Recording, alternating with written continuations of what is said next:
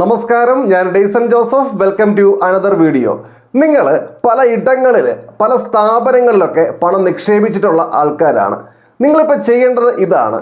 നിങ്ങൾക്ക് നിലവിൽ ഏതൊക്കെ സ്ഥാപനങ്ങളിലാണ് നിക്ഷേപം ഉള്ളത് എന്നുള്ള കാര്യം ജസ്റ്റ് ഒന്ന് ലിസ്റ്റ് ചെയ്യുക. അതിനുശേഷം ഈ ഒരു വീഡിയോ പൂർണ്ണമായി കാണുക. ഈ വീഡിയോയിൽ ഞാൻ പറയുന്ന സ്ഥാപനങ്ങൾ നിങ്ങളുടെ ലിസ്റ്റിൽ ഉണ്ട് എങ്കിൽ നിങ്ങൾ സൂക്ഷിക്കണം, ശ്രദ്ധിക്കണം. കാരണം പണം നിങ്ങളുടേതാണ്, നിങ്ങൾ കഷ്ടപ്പെട്ടുണ്ടാക്കിയതാണ്. അത് നഷ്ടപ്പെടുത്താൻ വളരെ എളുപ്പവുമാണ്. RBI, SEBI, IRDAI, central government, state government ഇവയിൽ ആരും യാതൊരു വിധത്തിലുള്ള സേഫ്റ്റിയോ പ്രൊട്ടക്ഷനോ ഗ്യാരണ്ടിയോ പ്രൊവൈഡ് ചെയ്യാത്ത, മുൻപുള്ള കാലഘട്ടത്തിൽ പല ആളുകളുടെയും പണം നഷ്ടപ്പെടുത്തി കളഞ്ഞ ചില തരത്തിലുള്ള സ്ഥാപനങ്ങളെ പറ്റിയാണ് നമ്മൾ ഈ വീഡിയോയിൽ പറയുന്നത്. ഇവിടെ പറയുന്ന തരത്തിലുള്ള സ്ഥാപനങ്ങളിൽ നിങ്ങൾക്ക് നിക്ഷേപം ഉണ്ടെങ്കിൽ നിങ്ങൾ ആ കാര്യം കൃത്യമായിട്ടൊന്ന് കമൻറ്റ് ചെയ്യാൻ മറക്കരുത്. ഈ ഒരു ചാപ്റ്ററിൽ നമ്മൾ പറയാൻ പോകുന്ന വിഭാഗത്തിൽപ്പെട്ട എല്ലാ സ്ഥാപനങ്ങളും തട്ടിപ്പുകാരാണ്, നാട്ടുകാരെ പറ്റിക്കാൻ വേണ്ടിയാണ് അവർ കച്ചവടം തുടങ്ങിയിരിക്കുന്നത് തന്നെ എന്ന യാതൊരുവിധ അഭിപ്രായവും ഞങ്ങൾക്കില്ല. ഈ വിഭാഗത്തിൽപ്പെട്ട ചില സ്ഥാപനങ്ങളൊക്കെ നല്ല രീതിയിൽ മുൻപോട്ട് പോകുന്നുണ്ട്, അവയെ വിസ്മരിക്കുന്നുമില്ല. ഏതായാലും നമുക്ക് നേരെ കാര്യത്തിലേക്ക് പോകാം. ഏതൊക്കെയാണ് അത്തരത്തിലുള്ള സ്ഥാപനങ്ങൾ എന്ന് പരിശോധിക്കാം. Number 1, jewellery saving scheme. ഇന്ന് സ്വർണ്ണക്കടകളിൽ വ്യാപകമായിട്ട് നിക്ഷേപ പദ്ധതികളുണ്ട്. ഇത് പല തരത്തിലുണ്ട്. സ്വർണ്ണക്കുറികളുണ്ട് എന്നൊക്കെ പറഞ്ഞു കഴിഞ്ഞാൽ എല്ലാ മാസവും കൃത്യമായിട്ടുള്ള ഒരു തുക ഈ സ്വർണ്ണക്കടയിലേക്ക് അടച്ചുകൊണ്ടിരിക്കണം. ഒരു നിശ്ചിത കാലഘട്ടം കഴിയുമ്പോൾ ഒന്നുകിൽ നമുക്ക് പണിക്കൂലി ഇല്ലാണ്ട് സ്വർണം മേടിക്കാനുള്ള അവസരം കിട്ടും, അല്ലെങ്കിൽ മുൻകൂട്ടി പറഞ്ഞുറപ്പിച്ച ഒരു നിശ്ചിത തുകയ്ക്ക് സ്വർണം മേടിക്കാനുള്ള അവസരം കിട്ടുന്നു, അല്ലെങ്കിൽ പ്രത്യേകമായിട്ടുള്ള ഓഫറുകളോടുകൂടി സ്വർണം മേടിക്കാനുള്ള അവസരം കിട്ടുന്നു. ഇനി ഇത് മാത്രമല്ല ഉള്ളത്, വേറെയും പല സ്കീമുകളും ഉണ്ട് കേട്ടോ. ചില സ്വർണ്ണക്കടകളിലൊക്കെ നമുക്ക് പഴയ സ്വർണം കൊണ്ടുപോയിട്ട് കൊടുക്കാം, അവരിത് മേടിച്ച് വെക്കും. ഇനി 1 വർഷം അല്ലെങ്കിൽ 2 വർഷം എന്നുവെച്ചാൽ നിശ്ചിത കാലഘട്ടം കഴിയുമ്പം കൊടുത്തതിനേക്കാൾ കൂടുതൽ തൂക്കത്തിലുള്ള സ്വർണം പണിക്കൂലി പോലും ഇല്ലാതെ ലഭിക്കുന്ന സ്കീമുകളൊക്കെ ഉണ്ട്. ഇനി ചില ജ്വല്ലറികളൊക്കെ ഫിക്സഡ് ഡെപ്പോസിറ്റ് പോലെ ആൾക്കാരുടെ കയ്യിൽ നിന്ന് പണം സ്വീകരിക്കുന്നുണ്ട്. അത് ബാങ്ക് FD ഒക്കെ കൊടുക്കുന്നതിനേക്കാൾ കൂടുതൽ പലിശ കൊടുക്കുന്നുണ്ട്.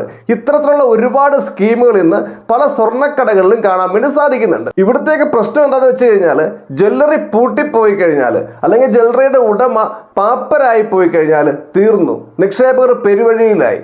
ഇത്തരത്തിലുള്ള ഒരുപാട് സംഭവങ്ങൾ ഇതിനു മുമ്പ് ഉണ്ടായിട്ടുണ്ട്. മാധ്യമങ്ങളിലൊക്കെ ഈ അടുത്ത കാലത്ത് ഒരുപാട് റിപ്പോർട്ട് ചെയ്യപ്പെട്ടിട്ടുമുണ്ട്. അതുകൊണ്ട് തന്നെ ഇത്തരത്തിലുള്ള ഇടങ്ങളിൽ നിക്ഷേപിക്കുന്നതിന് മുമ്പ് ആലോചിക്കണം, 10 വട്ടം സ്വന്തം റിസ്കിൽ മാത്രം ഇൻവെസ്റ്റ് ചെയ്യുക. ഇനി രണ്ടാമത്തെ വിഭാഗം, അത് പ്രൈവറ്റ് ചിട്ടികളാണ്, സ്വകാര്യ ചിട്ടികൾ. നമ്മുടെ നാട്ടിലൊക്കെ സ്വകാര്യ വ്യക്തികൾ നടത്തുന്ന ചിട്ടികളുണ്ട്, അതുപോലെ സ്വകാര്യ ചിട്ടി സ്ഥാപനങ്ങളുണ്ട്.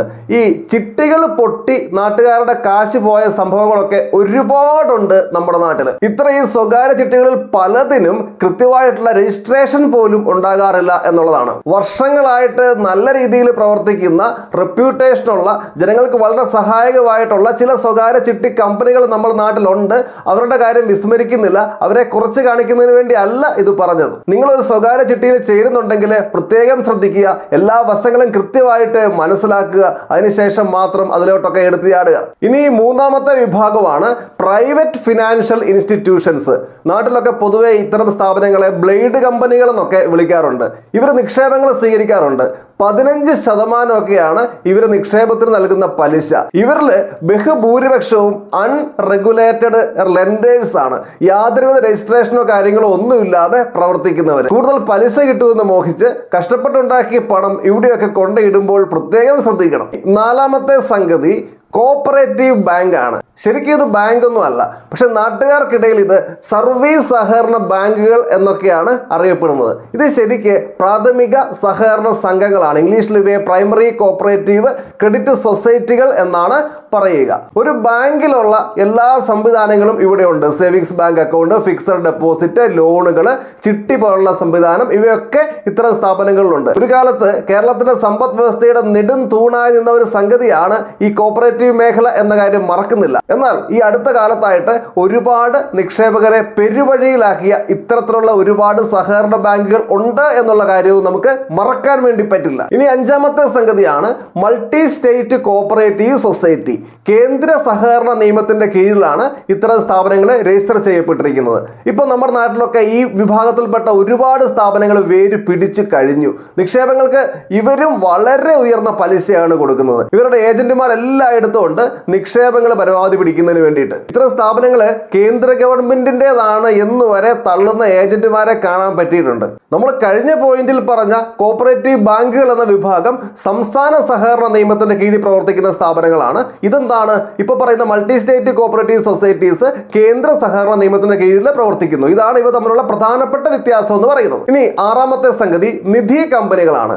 പേരിന്റെ അവസാന ഭാഗത്ത് നിധി ലിമിറ്റഡ് എന്നുകൂടിയുള്ള ചില ധനകാര്യ സ്ഥാപനങ്ങൾ നമ്മുടെ നാട്ടിലുണ്ട്. ഇവയാണ് ഈ നിധി കമ്പനികൾ.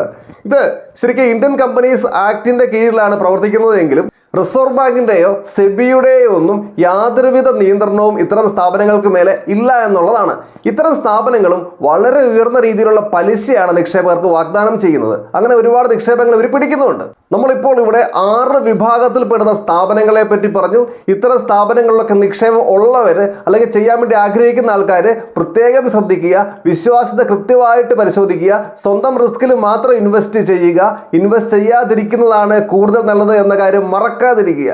ഈ ഒരു വിഷയവുമായി ബന്ധപ്പെട്ട നിങ്ങളുടെ അഭിപ്രായങ്ങൾ തീർച്ചയായിട്ടും കമൻറ്റ് ചെയ്യുക. മറ്റൊരു ദിവസം മറ്റൊരു വിഷയവുമായി നമുക്ക് വീണ്ടും കണ്ടുമുട്ടാം. എല്ലാവർക്കും നന്ദി.